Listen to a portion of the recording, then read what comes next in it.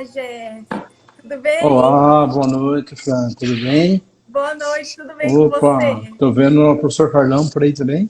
O Carlão tá ali. Ah, tá dando aula, coitado. Acho que não vai Ah, tá. conseguir assistir inteiro. Também não Mas enquanto para? isso, não para. A gente não para, né? Não, faz parte da vida. Faz parte. Que bom, Jeff, que você está aqui hoje. E, Muito obrigada pelo convite, né? Aproveitando que o pessoal está entrando agora, já desejar uma boa noite a todos, dando boas-vindas, né? Que sejam todos muito bem-vindos à nossa live, né, Jeff? Porque ótimo. não é fácil para ninguém, né? Não. Todo mundo deixa um pouquinho para depois, né? Ou deixa um pouquinho do seu afazer para depois. É Mas vale a pena, né? verdade. Isso é legal. Ai, Eu sigo que bom. aqui no laboratório ainda, né? Tô trabalhando. Você tá aí, né? E eu tô Então, aqui, ó, no consultório ainda também. tô vendo. Não tem jeito, né, Jeff? Não, é a vida. Mas que bom. Obrigada, tá, Jeff, mais uma Eu que vez. agradeço, Fran. Então vamos começar a conversar um pouquinho, Jeff? Bora Vou te lá. apresentar, né, gente? O Jefferson, ele é um grande amigo, um parceiro aí de trabalho. Tive o prazer de conhecê-lo quando eu fui dar aula lá em Foz, junto, inclusive, com o Carlão, com o Carlão, Carlinhos, né? E exato. foi muito bom. E os presentes que a vida nos dá, né, Jeff? Você, na minha vida, é É, um deles. Bi, você na E, minha. As e eu amizades a gente vai construindo. É As amizades a gente verdade. constrói ao longo dos anos. É verdade. Mas, gente, vocês sabem que não é fácil a gente entregar o incisivo central da nossa mãe para qualquer pessoa fazer, né? Tá lá E ainda. logo que eu conheci o Jefferson, ele fez, inclusive, uma prótese no incisivo central da minha mãe e deu certo de primeira, ficou ótimo. E aí começou a nossa parceria É mesmo. verdade. Que bom, tá lá ainda. Fico feliz que Tá esteja lá, lá tá tudo ainda. bem, graças a Deus. Que bom. Bom, gente, para começar então aí o nosso assunto, nós conversamos e nós percebemos em relação à prótese sobre implante, né, Jeff? Alguma coisa que seria interessante do pessoal ver as duas visões, né? Tanto do dentista quanto do laboratório, em relação às dificuldades mesmo que acabam aparecendo durante o dia a dia em relação à prótese sobre implante, né? Isso. E eu fiz uns tópicos aqui pra gente ir seguindo, porque eu falo Nossa, bora demais, lá. Jeff. Daqui a pouco você me corta, tá? Deixa pra nós. Você me Não, cortou, deixa mas, eu falar. não, vai ser legal, vai ser um bom bate-papo. Vai Mas sim. muitos tópicos, ele já começou a me dar medo, hein? Vamos embora. Não vai ser muito, não, Jeff. Porque a gente não pode alongar muito, né? Senão o Não, pessoal vai embora. pode.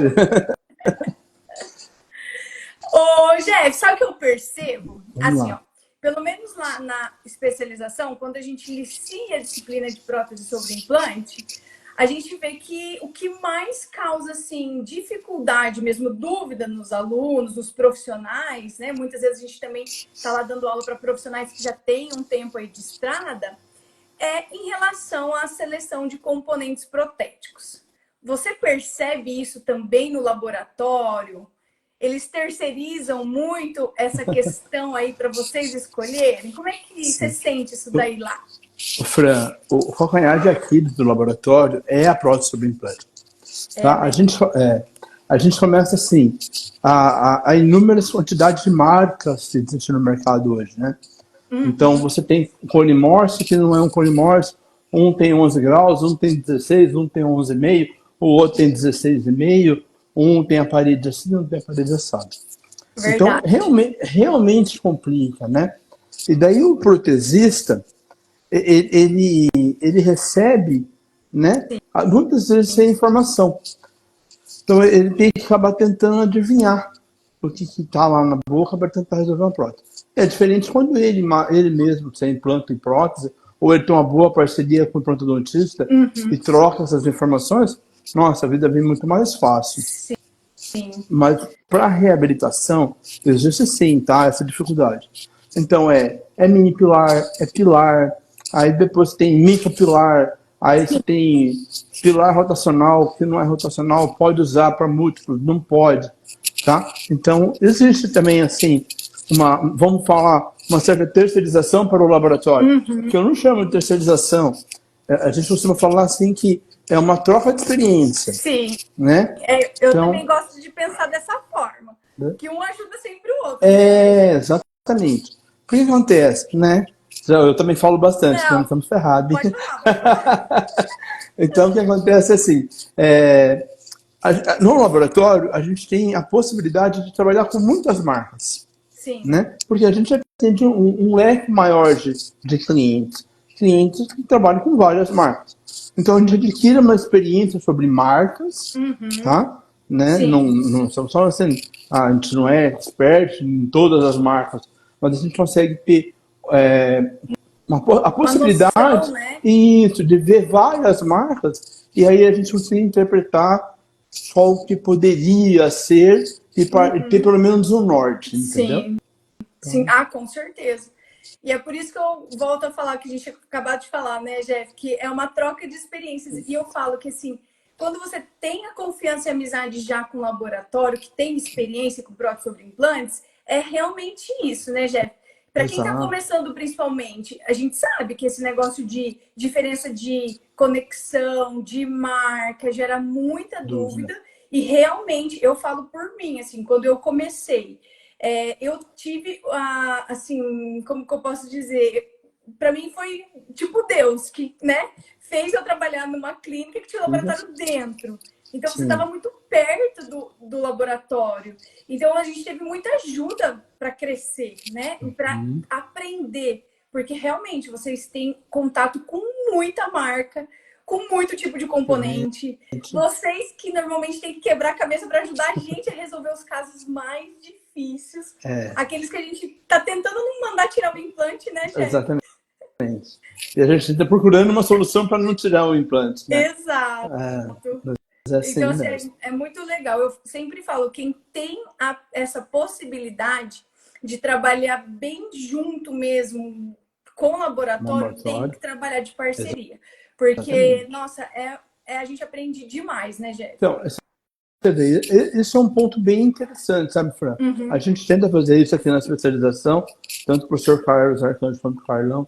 Eles me dão muita abertura para estar lá, você sabe, conviveu com a gente aqui. Então, a gente traz aluno para o laboratório, mostra e faz. Então, isso estreita os laços, sabe?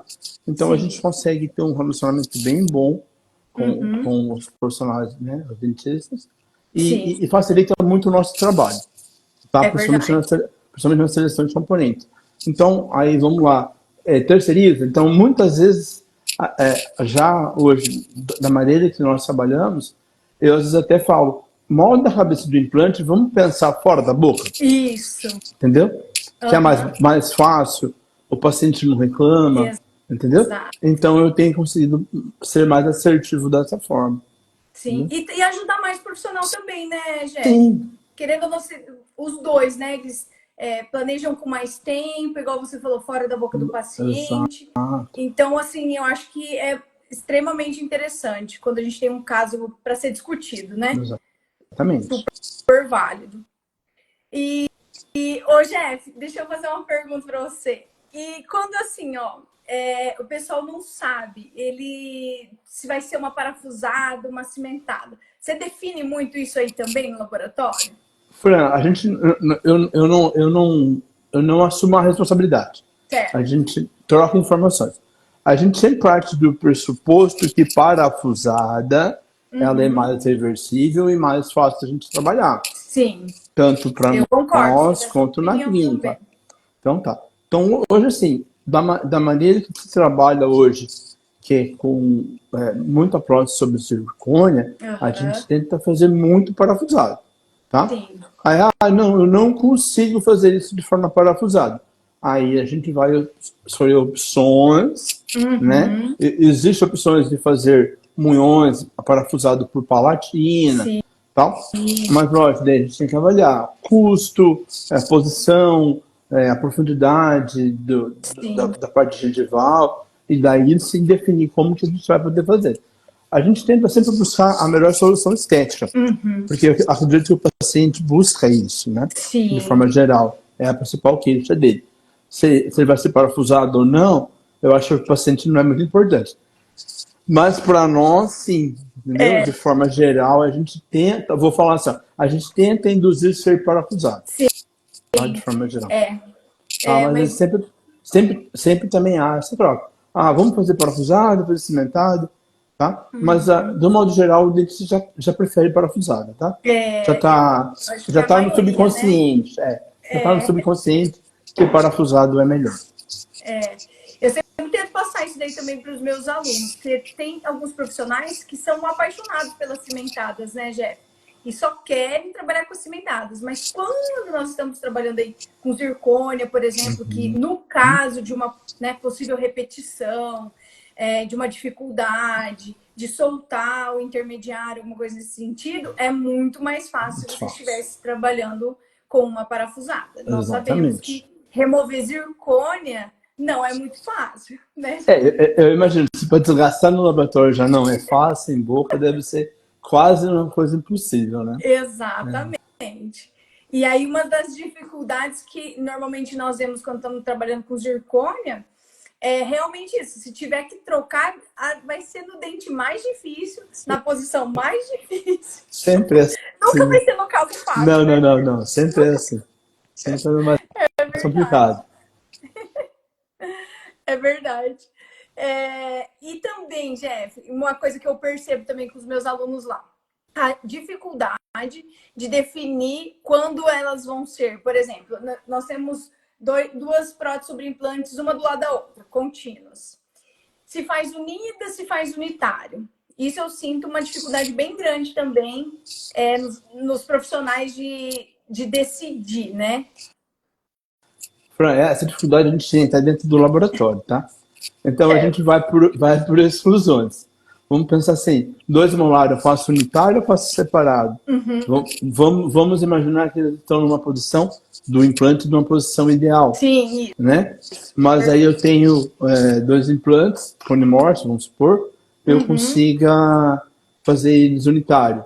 Devo fazer unitário ou faço de forma unida, Uhum. periodizada? Certo. Entendeu? Então eu acho que é um pouco de escola, Sim. tá? Eu vejo que tem uma escola que segmenta, posterior faz tudo unido, para Uhum. garantir é mais fácil. Outros não, vamos partir para a parte estética, vamos fazer individual. Sim. Aí eu aqui no laboratório, eu tento seguir da seguinte forma, seguinte pensamento, né? A gente faz o desenho do caso, a Uhum. gente vai avaliar perfil, se eu vou precisar pôr gengiva para compensar perca óssea ou não, a posição que sai o tubo do parafuso, isso é Sim. muito importante, Super tá? Porque importante.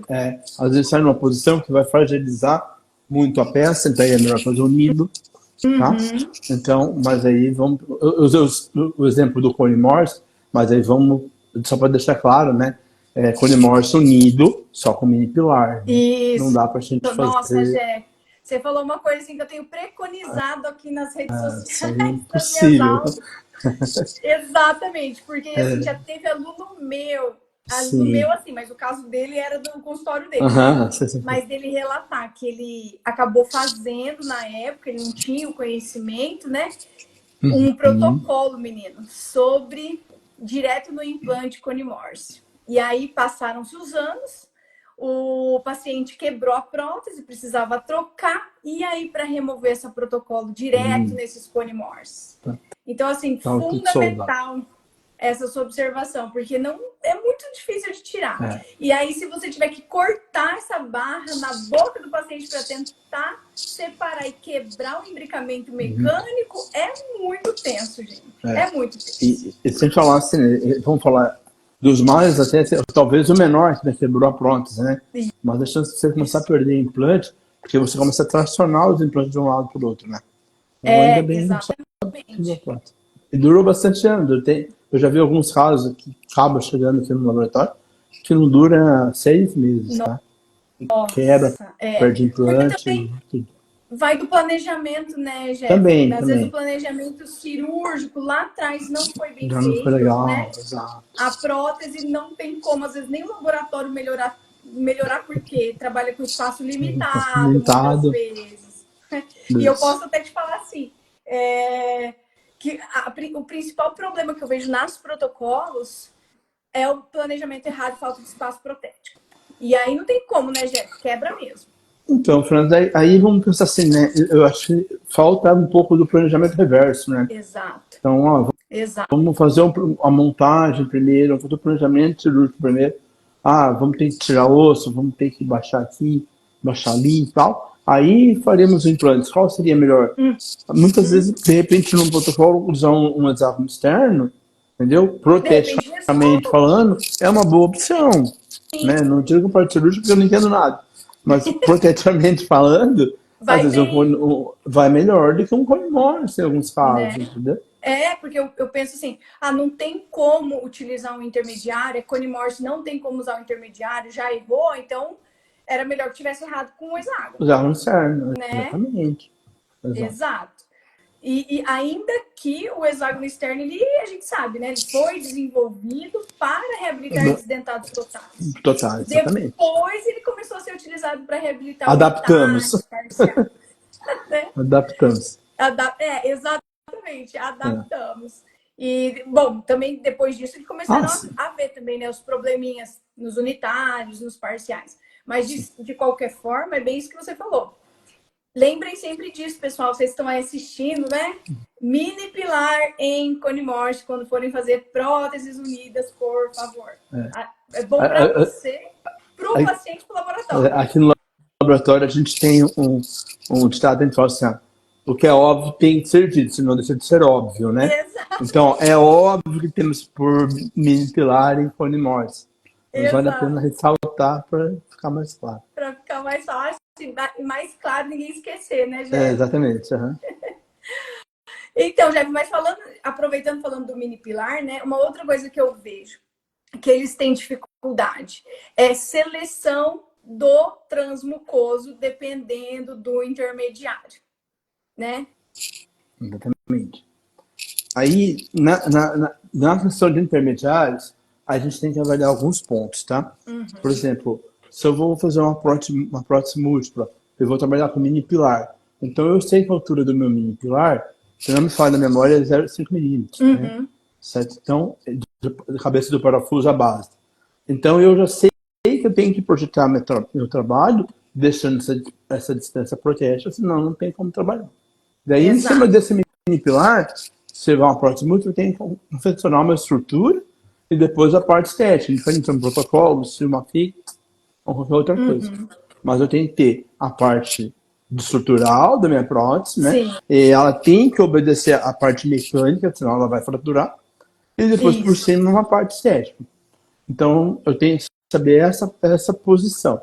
Então, assim, volto lá de novo. Em alguns casos, assim, na grande maioria dos meus clientes, a gente fala, então vamos moldar a cabeça do implante e vamos decidir isso fora da boca? Sim. Aí a gente consegue montar em articulador, ver a distância. Ó, aqui eu posso aumentar a dimensão, eu não posso.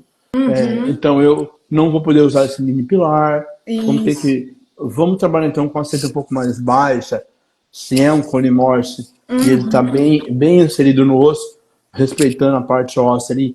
Eu consigo pôr 2 milímetros, 1 milímetro para baixo? Eu consigo. Então eu já ganho 1 milímetro lá para cima. Então a gente vai mudando aqui no laboratório. Aí a parte digital ajuda a gente muito. Eu ia falar mesmo. Então a parte digital ajuda. Essa tecnologia tem que usar. Não. Então, aí, Fernando, a gente vai chegar na parte digital do laboratório. Acho que hoje a grande força de tecnologia de digital está no laboratório. Eu acho que quase não existe mais laboratório 100% analógico, entendeu? Por mais que eu receba uma moldagem analógica, a gente digitaliza e faz a digital. Legal. Tá? Então, dentro do laboratório, se trabalha de forma digital. Né? Não que a gente não faça nada de forma analógica, faz também. Ou analógica, né? Mas menos, né, Jé? Mais menos. A parte de planejamento, a parte de estruturação, a gente faz de forma digital, né? Então, ele tem ajudado muito. Isso que eu ia falar também. Quem tem essa possibilidade é muito... E outra, né? É igual você falou, hoje em dia é difícil ter um laboratório que trabalha só no analógico. E o digital veio para ajudar muito, né, Jeff, nessa parte. Sim.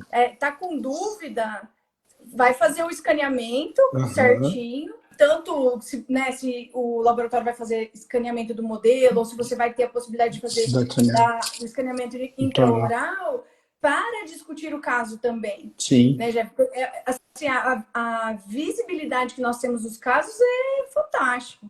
A gente tem visibilidade também. Exato. Eu posso aumentar, não posso. Então, hoje se une tudo, né?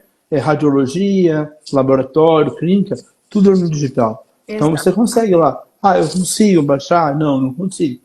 Eu tenho osso aqui por baixo, eu não vou poder fazer um perfil, né? Por exemplo, um clone Morse lá. Vou usar um perfil de 3,5, 4,5, 5, né? No Gram Morse, 5,5. Dá, não dá? Tem espaço, não tem? Então, você com a radiologia, né? Ou radiografia, mais o software de desenho, mais o laboratório integrado com a clínica, nossa, ajuda, assim, de uma forma... Maravilhosa. Né? Maravilhosa. E essa questão do transmucoso também, né, Jeff? Eu sempre tento orientar da seguinte forma. Algumas coisas que nós precisamos ter para poder decidir, para poder selecionar. Primeira coisa é espaço interoclusal, né, Jeff? Exatamente. Muito mais fácil resolver um caso com limitação de espaço interoclusal no hexágono externo do que na maioria dos colimorfos que tem aparecido por aí. Exatamente. Porque o pessoal não tem tido muito essa noção, né, Jeff? Por exemplo, o que eu vejo? Colimorfo é maravilhoso, biologicamente, mecanicamente, mas selecionar o transmucoso intermediário quando ele está raso começa a ser um problema. E aí nós passamos a ter que trabalhar sobre o colimorfo como se nós estivéssemos trabalhando em cima de um hexágono externo. A gente tem que imaginar assim, na parte protética, a maioria dos clones do clone Morse, estamos falando de pilar ou mini pilar reto, né? Ele já começa com 1 milímetro ou 0,8, se não me falha a memória do anel dente, talvez a 0,5 com assim. Exato. Então, assim, o mínimo do mínimo você trabalhar com 0,5. Então, se você tiver um implante clone Morse na nível ósseo, a chance de aparecer assentamento da prótese é enorme. Exato. Eu já não tenho dinheiro inserido. Né? Exatamente. Me corrija se eu estiver errado, mas não, tá perfeito, assim, tá perfeito. Entendeu? E é por isso que é muito bom a gente ter profissionais qualificados que entendem do assunto como você, Jeff. Porque tem muitos laboratórios que às vezes não entendem, né? E aí, assim, por exemplo, querem cobrir uma cinta, e aí isso vai prejudicar a parte biológica, a parte biomecânica do sistema, às vezes não entende que não tem uma gengiva ali mesmo, né? Porque, como eu estava comentando, itens importantes na hora de selecionar o transmucoso, que a pessoa, né, os profissionais têm mais dificuldade. Espaço interoclusal, a profundidade desse implante. Se você tem gengiva, igual o Jefferson falou, inserida, queratinizada em profundidade para usar um transmucoso, então são medidas que nós precisamos fazer. Né? A medida desse dente, como o Jefferson comentou, eu vou colocar um transmucoso, um intermediário de 4,8 de diâmetro. Né? Então tem que pensar em tudo isso, né, Jé? E realmente isso acaba dificultando às vezes a seleção desses intermediários no dia a dia clínico, né? Então, aí a parte boa de você ter um bom laboratório ou uma boa integração com o técnico é você poder pensar nisso tudo sem você estar judiando do paciente. Colocando mini pilar, tirando mini pilar, entendeu? Então tá, moldei a cabeça do implante, eu vou conversar com o meu técnico. Quanto a gente tem de espaço? Eu acredito que nenhum laboratório que trabalha com digital vai se importar em medir, entendeu? Porque não custa nada. É muito rápido. Fran, hoje a gente está fazendo assim, a gente seleciona alguns componentes, então, por exemplo, eu tenho protesistas que só fazem prótese, né, que encaminham os implantes para algum implantologista. Exato. A gente tem que lembrar também que a implantologia ela vem da periodontia, né? No primeiro momento, ela fazia parte da periodontia. Então, tem alguns periodontistas e implantodontistas que levam muito a risco a parte periodontal. Então, o que a gente gente tem feito hoje? A gente desenha, né? Salva o perfil, mostra né, a espessura que nós temos, a linha de corte, né? Isso. E a gente envia isso pro clínico para ele conversar com o parodontista. Eu Ó, acredito. a gente tem essa solução protética. Você acredita que tá bom para você sem vai atrapalhar o seu implante? Não, tá tudo bem. A gente segue. Eu preferi que a cinta fosse um pouquinho mais alta. A gente vai perder com estética, tá tudo bem pro protesista? Conversa com o seu paciente, tá tudo bem, a gente vai trocar e vai fazer. Só que tudo isso antes de começar a fazer a prótese. Exato. Entendeu? É isso que tinha que entrar na mente de todos os profissionais, né, Jeff? Como a gente vê que é exatamente essa parte do planejamento, que é o planejamento reverso, que a gente fala tanto, né? Se ele realmente fosse feito certinho, calculado, nós teríamos pouquíssimos problemas na parte da prótese, na parte especialmente da prótese sobre implante. Por que às vezes eu percebo que o pessoal acha difícil fazer, Jeff? Porque, na verdade, a gente fica trabalhando, resolvendo problemas que vieram da cirurgia, do Da cirurgia, não é? Ou da falta do planejamento. Na verdade, da falta do planejamento. Exatamente. Né? E, infelizmente, essa é a realidade, né, Jeff? Por isso que, assim, ó, eu tenho feito essa proposta, né, das lives, de chamar pessoas super capacitadas como você, pra gente tentar passar um pouco de conhecimento, né, Jeff? Sim. Pro pessoal, para aumentar o nível de conhecimento e aumentar o nível de excelência dos trabalhos também. Exato. Não é? Hoje eu vejo o laboratório clínico da seguinte forma. A gente trabalha muito com just time, né? O paciente ele não quer esperar 1 mês, 2 meses para começar um tratamento e fazer uma prótese. Então, assim, essa parte do digital vem ajudando muito nessa parte, né? Do tempo e se você não evita provas, evita estresse com o paciente, você já faz tudo isso muito antes. Exato. Né? E essa proposta de a gente poder fazer antes, trazer informações antes, ela tem sido muito útil, entendeu? Então, eu até tenho algumas propostas, eu quero que você me ajude com elas, para te pedir particularmente, né? Então, a gente quer colocar tópicos, sabe? Tipo, olha, se você moldar assim, vai ficar melhor por causa disso, por causa daquilo, sabe? Se você usar tal componente, vai ficar melhor para você. Porque, de uma forma geral, né, a gente tem um movimento de mudança dentro do clínico e prótese, entendeu? Para a gente realmente... Aí vem o que você falou. Hoje, tanto o paciente quanto o consultório e também o laboratório, a gente está buscando excelência e essa excelência tem que ser rápida.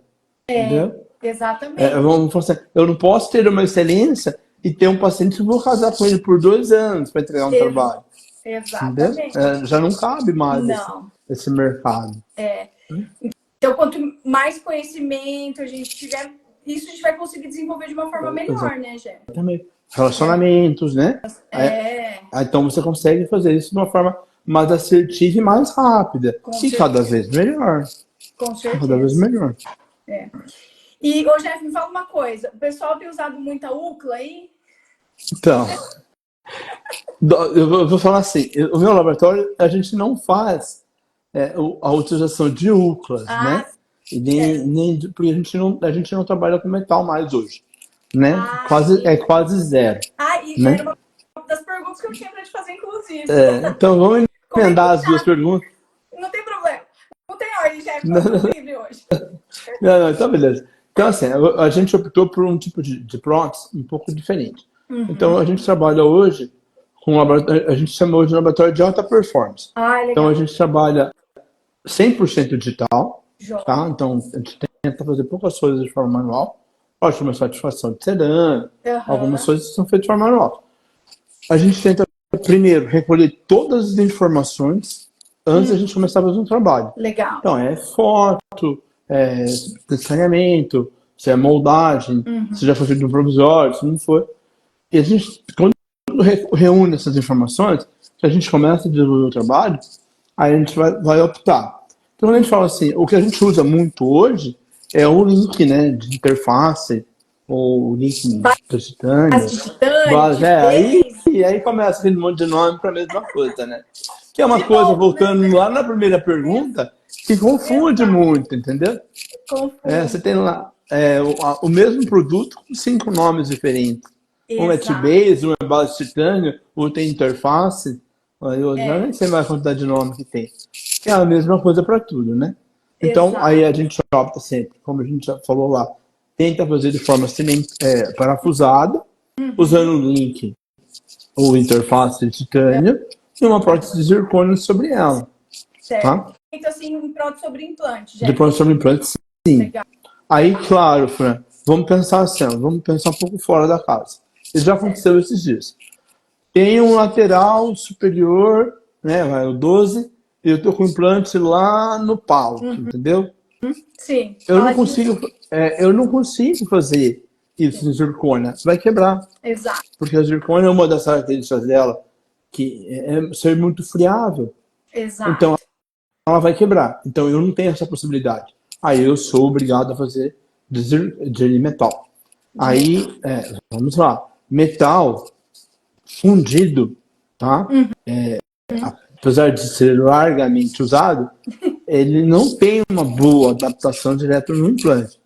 Sim. Então, pelo menos usar uma outra base metálica fornecida pela fábrica, né? Isso aí Exato. eu acho viável. Isso é Aí, uma das coisas que eu sempre comento quando a gente está dando, né, aula sobre isso. Se não consegue trabalhar, ou o caso não é favorável para uma metal free, então que seja utilizado um componente com base de cobalto cromo, né? exato. Que ele vai manter a fidelidade ali da adaptação do componente no implante, Exatamente. né? E daí você tem uma fidelidade, né? Sim. Então, aquilo não vai distorcer, não vai perder adaptação. Aí, daí, lógico, da parte técnica também o cara tem que tomar alguns cuidados. Sim. Ele não vai lá pegar uma ultra base metálica, de cromo cobalto, né? E vai lá já tirar no óxido de alumínio com 60 libras de pressão. Né? Aí vai perder também. Entendeu? Exato. Então ele tem que tomar alguns cuidados. Ele não vai querer ficar passando pedra lá dentro e tal, né? Mas eu acho que hoje. Broca, né? Entendeu? Então, eu sempre quando eu vou fazer alguma aula, alguma coisa, eu falo, vamos levar em consideração que nós não fazemos isso, entendeu? Exato. Nós não fazemos isso. Então, pelo menos uma uva de base metálica, eu acho que já torna o trabalho bem mais favorável, tá? Agora uma função, principalmente com os impressos, tá? As pessoas têm, não sei aonde acharam isso econômico, mas para a economia imprime úcula e funde, entendeu? Ela não tem a mesma precisão que uma úcula de plástico vendido pela fábrica, tá? Que já é ruim. Isso já é ruim, entendeu? Isso é importante dizer, né, Jeff? A qualidade dos componentes. Exato. E aí, o que acontece? Dificuldade dentro do consultório. Porque você vai começar a ter problemas que você não sabe por que você está tendo. E muitas vezes foi lá na economia da seleção do seu intermediário que você ou mandou para o seu laboratório. E por que falar muito desse negócio de terceirizar a responsabilidade, né, Jeff? Porque muitas vezes, se você não sabe se o seu laboratório é de confiança de comprar componentes também de qualidade, porque tem isso, né, Jeff? Muitas vezes a gente não tem o componente na hora e fala assim, compra aí. Jeff, coloca o componente aí pra mim e me cobra na notinha, não é? Sim, assim mesmo. E se o laboratório não compra também de qualidade, né? Exato. Aí o negócio começa a complicar. Aí, Fran, vamos falar assim, eu acho que tudo há um contexto, né? Sim. Então, lógico, vocês acabam gerando uma confiança na gente, né?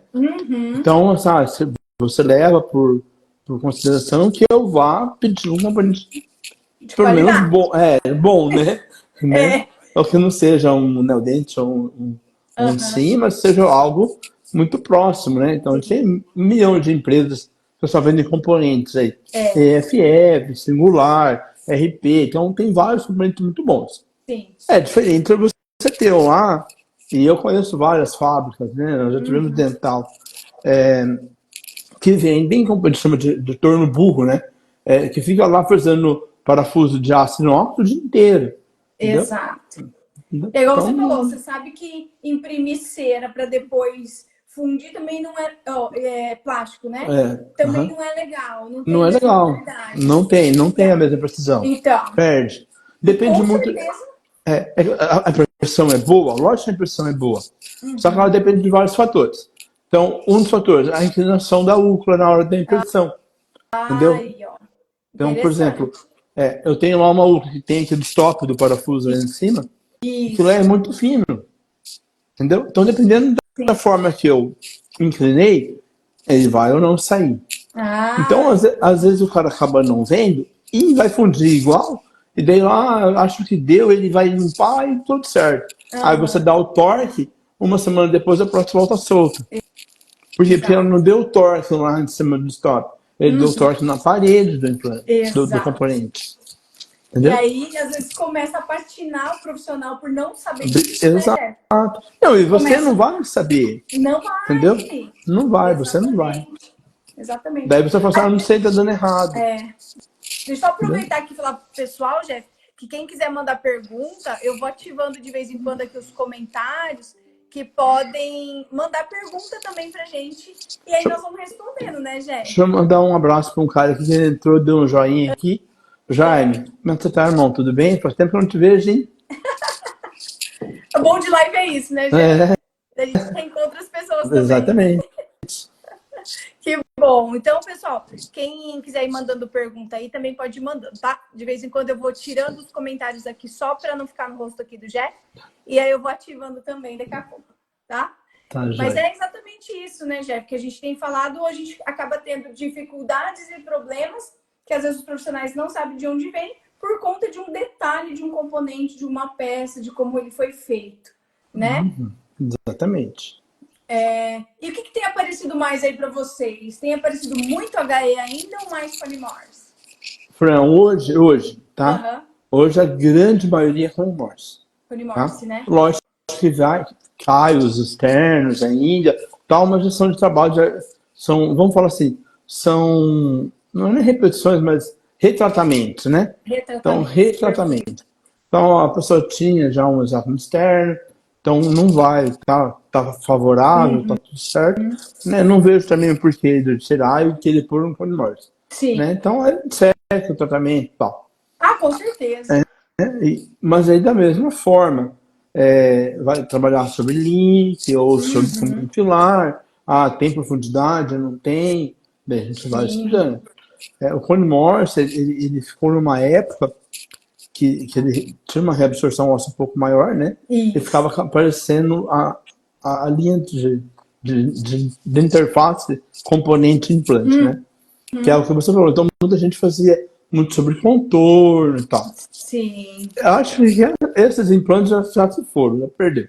Então, o que tem salvo ainda hoje, tem ficado na boca, são os que foram feitos de maneira correta.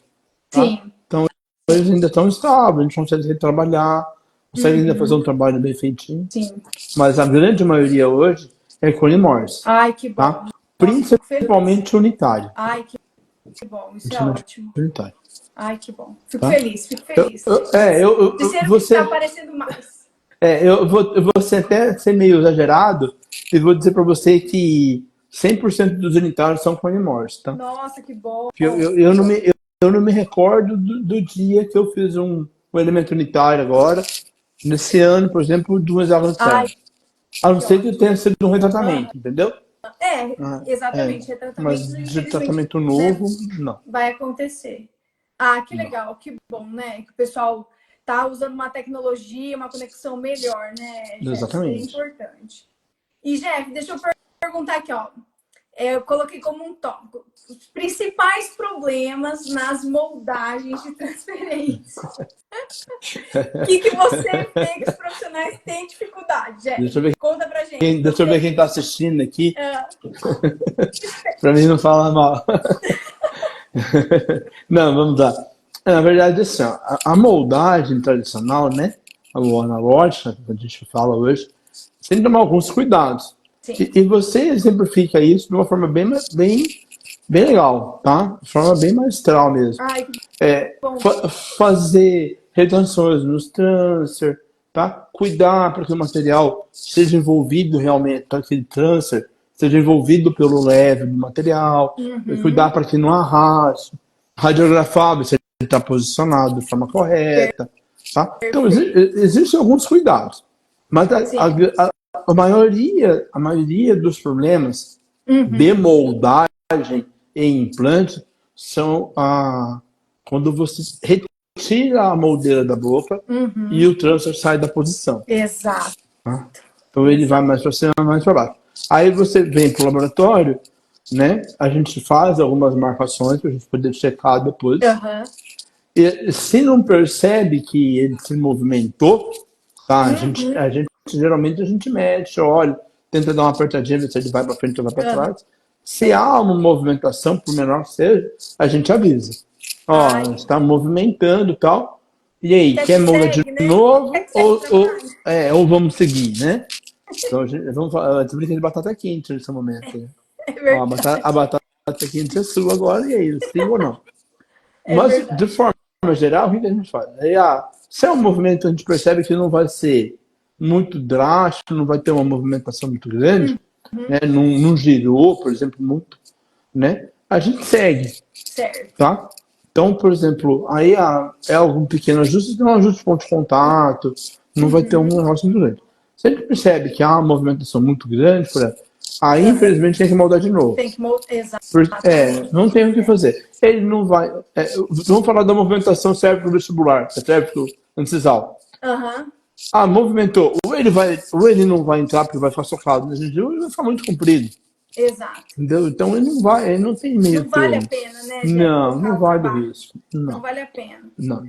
E a mesma então, coisa gira no sentido mesodistal, né, Jeff? Algumas pequenas movimentações, dependendo do material também, né, Jeff? Às vezes você consegue usinar para não perder a peça. Exato. Mas dependendo do tamanho do giro, tem que vamos imaginar. Hoje você tem colimorfos com hexágonos com 16 lados.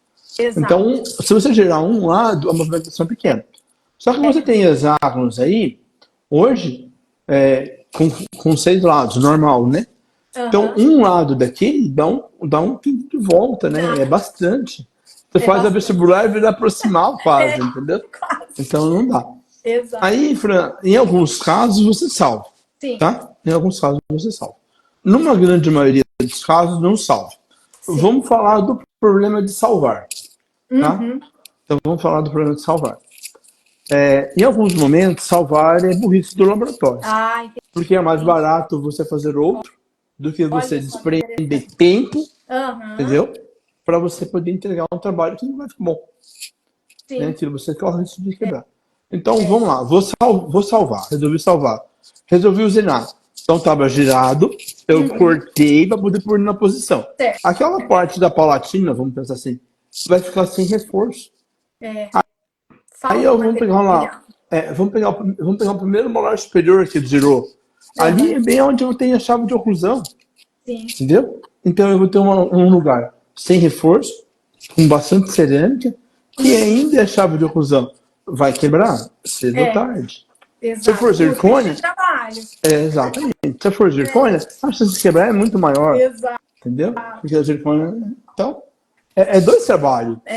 E aí, às vezes eu vejo também um pouco, né, Jeff? Às vezes os profissionais não sabem indicar, escolher também o material correto também para cada caso. Se é um metal que você, né, consegue desgastar, quanto que vai ficar se eu ajustar esse meu coping para aproveitar? Quanto que vai ficar de cerâmica ali? Será que aquele tanto de cerâmica... Porque a gente sabe também, né, Jeff?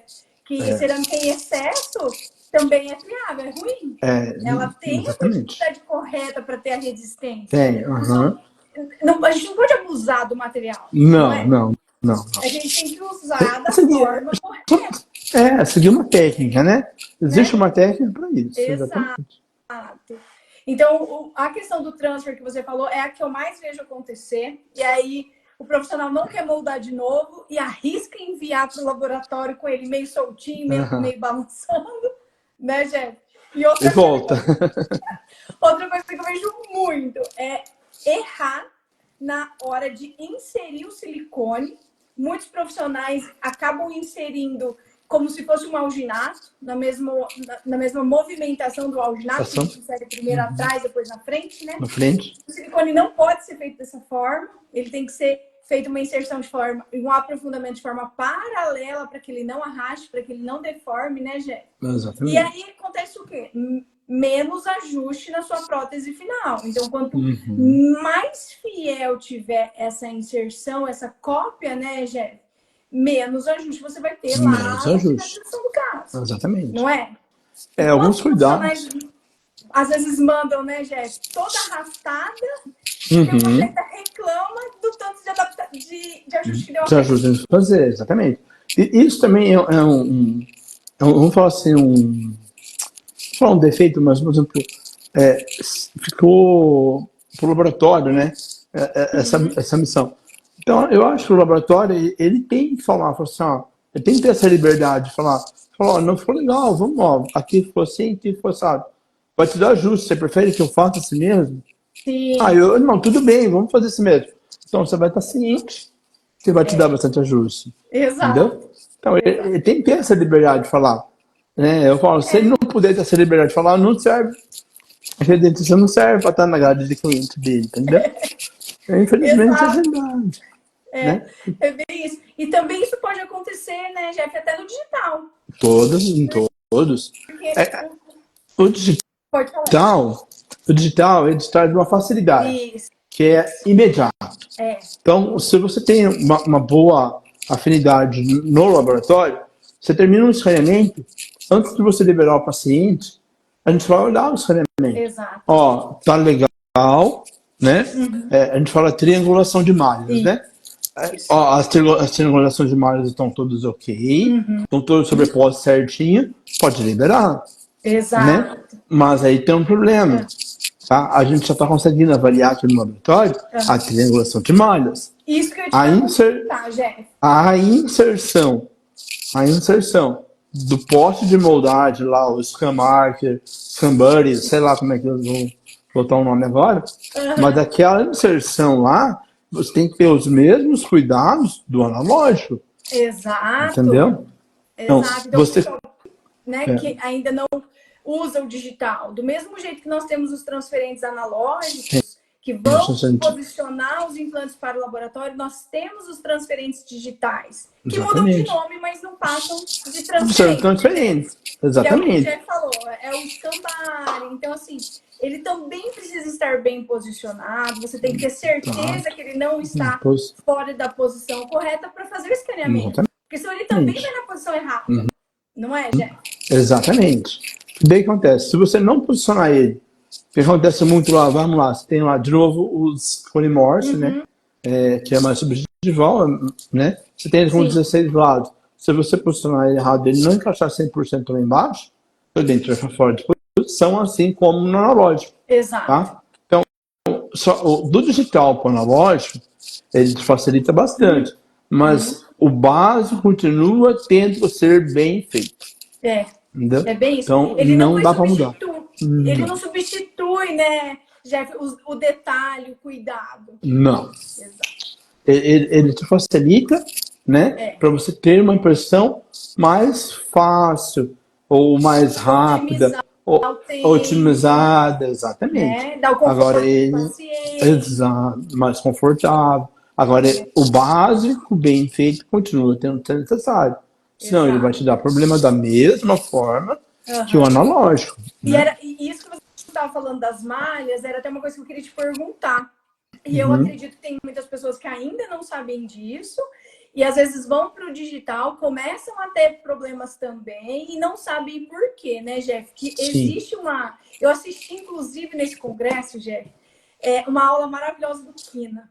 E uma das coisas que ele falou que foi muito engraçado até, é que a curva de aprendizado no digital é um pouco diferente da curva de aprendizado que nós temos normalmente, né? Exatamente. Tem uma curva de aprendizado que vem assim e começa a subir. No digital, não. No digital, você começa aqui, daí você cai. Aí depois você começa a subir de novo. Exatamente assim.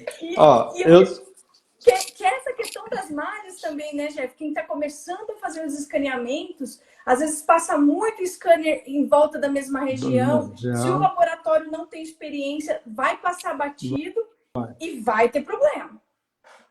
Então, assim, por exemplo, isso que ele falou é verdade, tá? Então, eu tenho digital faz 11 anos. Nossa, e começou exatamente assim. Eu aprendi a fazer copy. Daqui a pouco eu não sabia fazer mais nada. Porque aquele copy já não funcionava mais. Entendeu? Que a gente vai chegar num outro ponto, a gente começar a falar de zircônia, que é a questão das zircônias. Então, aquela zircônia de 10 anos atrás, ela não existe mais hoje. A gente não usa mais. Não. O método de trabalho de 10 anos atrás não é nem parecido com o que é hoje. Exato. Então, assim, aí, quando eu tô aprendendo, aparece uma coisa nova, você para tudo e começa tudo de novo. Então, a gente tem um grupo de estudos. Agora há pouco eu vi um colega nosso aqui na live, que a gente chama de Sem Papel. Ah, é legal. Nesse grupo Sem Papel, a gente tem uma reunião quinzenal e a gente fica discutindo tendências de mercado, falando sobre como trabalhar, o que a gente deve fazer, o que a gente não deve e tal. Tipos de materiais que a gente está usando, validando alguns materiais para algumas empresas. Entendeu? E trocando informações. Ó, eu estou fazendo assim, não está dando certo. Eu estou fazendo assado, tem dado. Daí a gente vai se informando. Legal. Mas dentro desse grupo de Sem Papel, a gente sempre fala assim, a gente tem uma ideia que a cada 3 anos toda a parte tecnológica muda. Tá? Então, por exemplo, você vai ter lá o ciclo de uma zircônia, aí 3 anos depois o ciclo de outra zircônia, alguns anos depois outra zircônia. Então, hoje a gente já está numa zircônia de quarta geração. Exato. Que ela não tem... Ela é parecida com a antiga, mas não tem nada a ver com a anterior, de terceira. Entendeu? Então, uma hora que você agrega alguns materiais, você tira uma, ganha com estética, perde com resistência, né? Exato. Mas a gente vai chegar nesse assunto também daqui a pouco. Então assim, a curva de aprendizado do digital, ela é dessa forma mesmo. Então, quando você... Agora eu entendi tudo. Eles mudam o software, você tem que começar tudo de novo. Exatamente. E outra, lança um software novo, lança um scanner novo, e cada um vai tendo suas dificuldades, suas qualidades, né? Exatamente. Não tem que fazer. Eu costumo falar assim que não existe um scanner muito ruim, tá? Sim. Existem os melhores, que te oferecem um resultado mais fácil, e os outros que você precisa ter mais aprendizado para chegar no resultado próximo daquele que dá mais fácil. Então depende, vamos falar assim, a gente fala os mais baratos, né? Mas não é esse o problema do custo. Mas a gente fala que aquele que tem uma tecnologia menor, ele depende mais do seu aprendizado. Né? Exatamente. Aí os outros têm uma tecnologia mais empregada, são mais avançados, ele depende menos da sua curva de aprendizado. Eles são mais intuitivos. E isso acaba facilitando, então, facilita um pouco a vida. Usar e aprender, Exatamente. Né?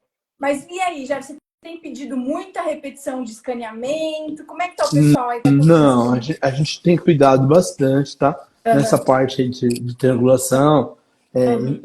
A gente tem feito algumas parcerias com algumas empresas, tentando manter um padrão de marca, tá? Para postos de escaneamento e tal. Lógico, não tem como... Vou usar sempre assim a anel dente, que ela serve de padrão, né? De referência mesmo. Então, eu tenho um Gramorce, não adianta, eu não tenho outro componente, tem que acabar usando do anel dente mesmo. Ou se eu tenho outro componente, por exemplo, EFF e tal, mas aí eu teria que ter um dos marcas da EFF. Então, eu tenho indicado os meus clientes a ficarem numa marca só, sabe? Então, por exemplo, que isso é uma coisa que acontece muito, tá? Que a gente volta lá atrás, tá na falta de informação.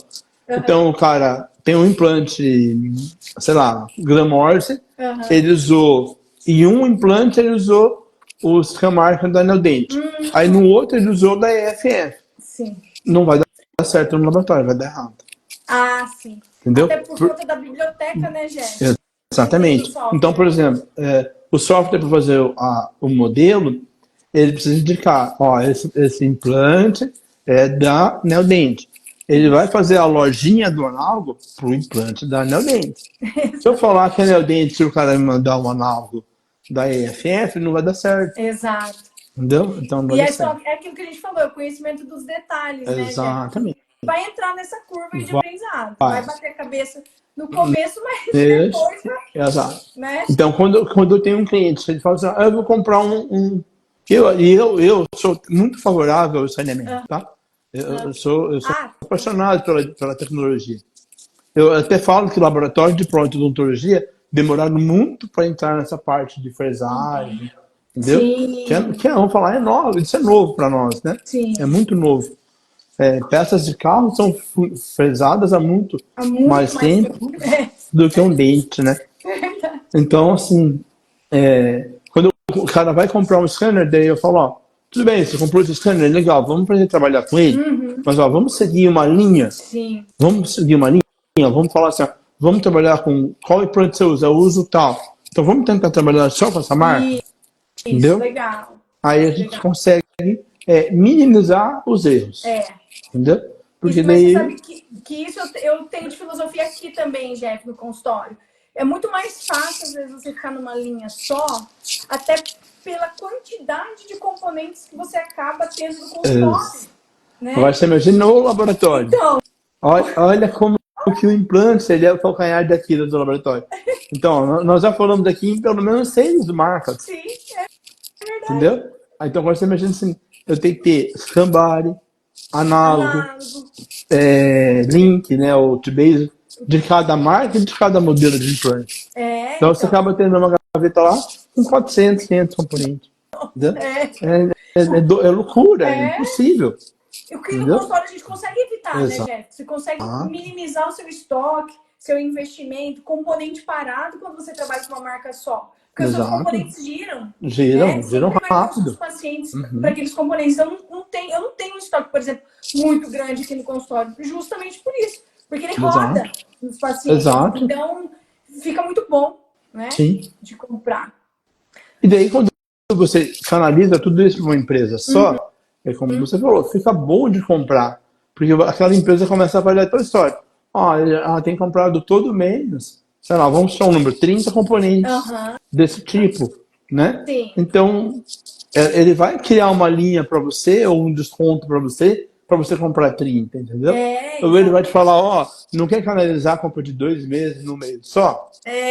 Compra 50, que eu vou te fazer um desconto de tantos por cento. Entendeu? Todas as empresas estão fazendo assim. Então vale a pena você seguir uma linha só. Vale. Eu concordo, Jeff. Concordo plenamente. Deixa eu fazer uma pergunta aí, Jeff, que eu vi muito lá no congresso também, e acho que você vai poder dar uma ideia de como que está atualmente a questão da impressão das resinas impressas. Porque as resinas impressas passaram por uma fase assim, de utilização, mas que começaram a dar problema, o pessoal não usou muito, e agora tem uma nova geração aí de resinas com carga, aquela resina termicamente ativada para placa meio relaxante. O que vocês têm feito bastante aí no laboratório? Então, Fran, eu tô na fase agora, no ciclo de evolução das resinas. Então a gente faz reuniões periódicas. A gente faz reuniões periódicas no laboratório, daí a gente conversa com vários clientes, né? E como eu tenho liberdade de estar nas especializações e poder conversar, então a gente tem falado assim, e lá no grupo de estudo a gente tem falado também isso. Então, assim, eu tenho uma certa preocupação. Eu, Jefferson, tá? Eu, Carlos, falando. Eu tenho uma certa preocupação com as resinas, por N motivos, tá? Então, um deles é a falta de casuística, tá? Então, é muito cedo pra gente falar, vai dar certo ou não vai dar certo. Eu penso igual. Eu vou te falar o que eu falei para um representante de uma marca dessas que estão inovando no mercado, que eu tenho a mesma preocupação que eu tinha quando chegou o cerômero. Ele veio com uma promessa, ele era para algumas coisas, de repente ele virou em larga escala, entendeu? E daqui a pouco ele sumiu do mercado. Sim. Entendeu? Então, mas a resina direta, ela funciona muito bem. A resina direta funciona muito bem. Né? Já o cerômero fora não tinha funcionado muito bem. Ele começou a perder aquela matriz de resina e começou a ficar só a carga cerâmica. Né? Então você acabava tendo uma pré-lixa na boca, né? Sim. Vamos dizer assim. Pelo menos até onde eu entendo. Então eu tenho a mesma preocupação que eu tenho hoje quando eu tinha os cerômeros. Sim. Isso não quer dizer que eu estou falando que eu não vá fazer. Tá? Não, com certeza. Eu sinceramente ainda não sei. Tá? Eu vejo assim. O pessoal tem pedido, Jeff, tipo provisório de resina impressa, protocolo provisório. Então, ainda não. Tá. Aqui ainda não, tá? Mas existe já, assim, por exemplo, um movimento de fazer faceta de zircônia. Entendi. Entendeu? Eu também não acredito muito nisso. O problema da zircônia a gente É sabe a que é a visão, adesividade. né? Então, tem um movimento de fazer as resinas indiretas, né, em laboratório, impressa, tá? Em vez de fazer aquela fresada que a Volco vende, né? Sim. Então, assim, eu vejo assim, ó, pelas informações que eu tive, a, a carga mastigatória dela é muito baixa, tá? Não chega nem em 100, Entendi. entendeu? Então, eu acho, de repente, por algumas incrustações pequenas, algumas coisas, ela vai funcionar muito bem. Aí Certo. vai lá na parte de treinamento técnico de todas as pessoas que vão usar. Se a gente começar por isso aí a larga escala, sem começar a pensar, eu acho que a gente vai ter problemas. Que é o que Entendeu? acontece às vezes que eles começam a super indicar, né? Faz tudo. Exatamente. Faz Tudo. Não é assim, né? Eu também sou sempre daquele do com o pé atrás. Vamos fazer, vamos estudar, Vamos estudar, vamos acompanhar, exato. né? Então, ó, eu tive essa mesma preocupação que a gente está falando agora nas zircônias. Então, quando ela foi mudando de geração, chegou nessa última e falei assim, tá, mas isso vai funcionar? Isso não vai Porque quebrar? aquele tal negócio, né? Eu quero uma zircônia mais translúcida, aí mexe lá na carga de cerâmica, ela fica mais menos resistente. Resistente, mais translúcida. Né? Daí, então a gente teve lá uma pequena mudança, né? Estamos falando das zircônias agora. A gente teve uma mudança. Então tinha lá a primeira geração de zircônia, que também há um grande problema nessa parte do clínico com o laboratório. A gente fala assim, para fazer zircônia eu tenho que usar link. Hoje, se a gente usar zircônias de multicamadas hoje, sou obrigado a usar link. Então. Tá? Então é muito raro zircônia que tem uma resistência frutural tão boa que consiga dar o torque no parafuso já tem a zircônia. Tá? Então. Então, assim, aí o cara vem e fala assim, por que antigamente vocês usavam e hoje não pode mais? Porque a zircônia mudou. Exato, mas aí ele não entende, não é zircônia? É a zircônia, mas elas mudaram. Então, isso é uma dificuldade que o pessoal tem de selecionar, de entender os materiais, né, Jeff? O pessoal não vai, às vezes, se aprofundar um pouco para entender por que está usando zircônia aqui, por que eu posso usar um silicato de lítio ali, né? Exatamente. Então, vamos voltando lá. Eu não indicaria um silicato de lítio num implante de um molar, por exemplo. Sim. Tá? Eu até prefiro fazer sempre em zircônia, porque daí eu consigo pacificar aquele material. Exato. Não que não dê para pacificar o de silicato, também dá. Tá? Mas ele não fica tão bom quanto a opacidade da zircônia. Então, ó, por seleção, a gente indica zircônia sobre implante. Aí vem um outro ponto. Eu tenho condições de ter uma zircônia maquiada, monolítica? Quanto que isso vai me interferir na minha carga mastigatória? Na minha desoclusão, nisso, naquilo? Não, eu não tenho condições. Então, eu faço uma zircônia, né, monolítica, como se fosse a dentina e aplico os esmaltes. Então, eu tenho contato daí com os remanescentes tudo de esmalte, com cerâmica toda essa parte. Perfeito. Então, a gente consegue tentar equilibrar isso dessa forma. Entendeu? Até num protocolo, por exemplo. Fazer todo de zircônia, eu faço alguns contatos de cerâmica toda essa parte. Sim, de cerâmica aplicada, né? Exatamente. Com certeza. Maravilhoso.